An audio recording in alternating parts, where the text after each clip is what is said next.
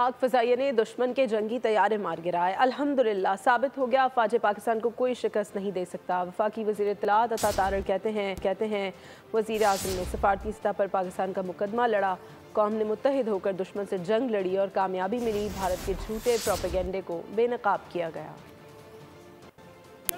रात की तारीकी में भारत ने हमला किया तो एयर मार्शल ज़हीर बाबर के शाहीनों ने उनके अल्हम्दुलिल्लाह 6 जहाज मार गिराए। जिस कौम को मौत का ना डर हो, जो कौम सर पर कफन बांध के घर से निकलती हो, उस अफवाज पाकिस्तान को, उस कौम को कोई शिकस्त नहीं दे सकता। अल्हम्दुलिल्लाह वज़ीर आज़म ने और तमाम इदारों ने मिलके जो सफारती महाज संभाला, पाकिस्तान का मुकदमा लड़ा, जो पूरी कौम इकट्ठी हुई, यहाँ पूरा मुल्क सोशल मीडिया पर एक जंग लड़ रहा था और भारत के झूठे प्रोपेगेंडा का मुकाबला कर रहा था।